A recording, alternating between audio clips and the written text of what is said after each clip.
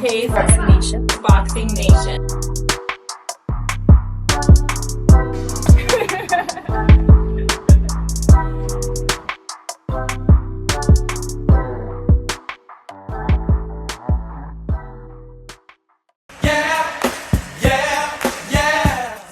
Do you guys ever notice, whenever well-known professional boxers are asked who's the best fighter in the world, the vast majority of them all say it's Terence Crawford, hands down.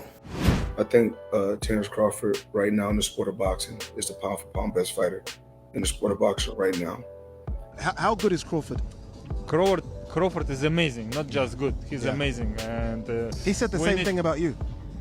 Thank you, Terence. But I think he should be in the book for Really? Is that good? How to learn boxing, you know? Really? For me, pound for pound, number one is Terence Crawford. I like this man. It's a great fighter. I think it's Crawford first. So don't you guys find that remarkable, that when it comes to the majority of, once again, the best boxers in the world, it's unanimous when it comes to who the best fighter in the world is. But when it comes to America's old media, almost none of them have Terence Crawford as the best fighter in the world. And this just further exposes old media. You see, the difference is when old media puts out their list, they have a personal agenda. The professional boxers, when they're asked who the best fighter in the world is, they don't have an agenda. So you get the unfiltered truth from them. With old media, everything is about race, which is why they're called race fans. Dimitri Bivol, he said there should be a book, or Crawford, he should be in a book when it comes to learning how to box. And that is really high praise coming from Bivol, considering the fact that he's one of the best technical fighters in the sport. Canelo Alvarez's trainer, Eddie Reynoso, he says, yes, he is a very complete fighter. I think he is one of the best boxers that ever lived from 1 to 5. I dare say that Terence Crawford has everything. We are going to have a difficult commitment, but we are going to prepare ourselves better than ever to win this fight. Once again, guys, to truly understand the significance of what Eddie Reynoso just said, this is a boxing trainer. He is giving you the perspective of a boxing trainer. His job is to teach boxing. And when he sees Terence Crawford, he's seeing things that he wants to teach. He's seeing things that he wants his fighter to be able to do. And this is the reason why you guys hear Eddie Reynoso say, not only is Terence Crawford the best fighter in the world, but he is top 5, one of the greatest of all time. Now, let's not forget, the only other fighter that Eddie Reynoso has praised like that in a similar fashion was Floyd Mayweather. Speaking of Floyd Mayweather, what Eddie Reynoso said about Crawford, it reminds me of what Oscar De La Hoya said about Floyd Mayweather. He called him not top 5, the greatest of all time. Oscar said he believes that Floyd is the greatest boxer of all time. And that was after he already lost to Floyd Mayweather. And you seldomly get that type of praise from an arch nemesis, right? And Oscar has said this on multiple occasions in the last 20 years. He said it years back after he seen Floyd Mayweather beat Shane Mosley.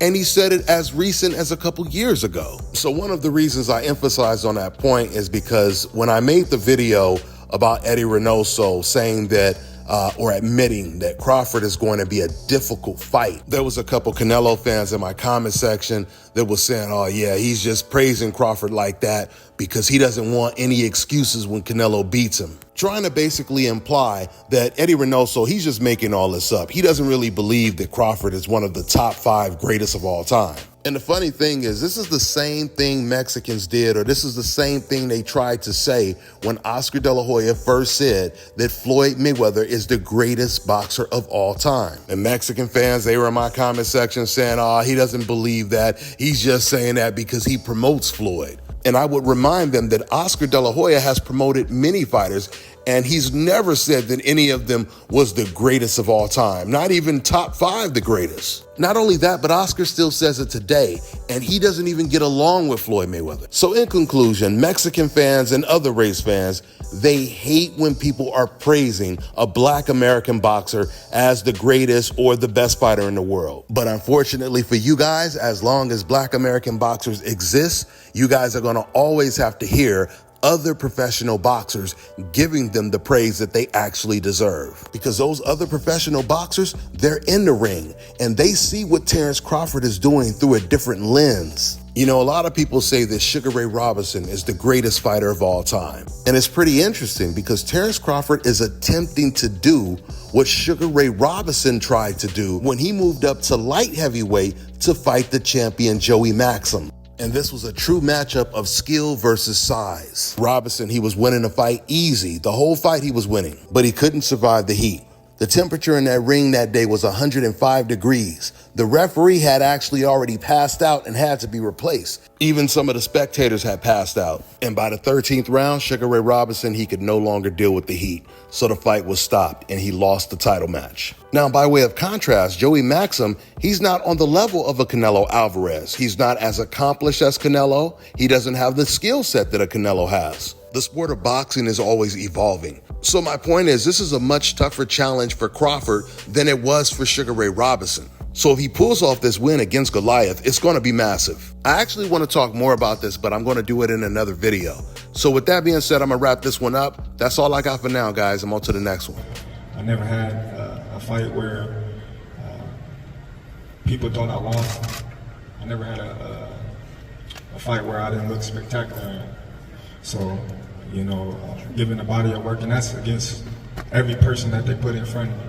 So giving the body of work and how long I've been doing it for, yeah, this the Terence Crawford era since Floyd Mayweather retired and him and Andre Ward. I mean, what? Oh shit. Hey, everybody know Team Crawford. Y'all know I get active. Let's go.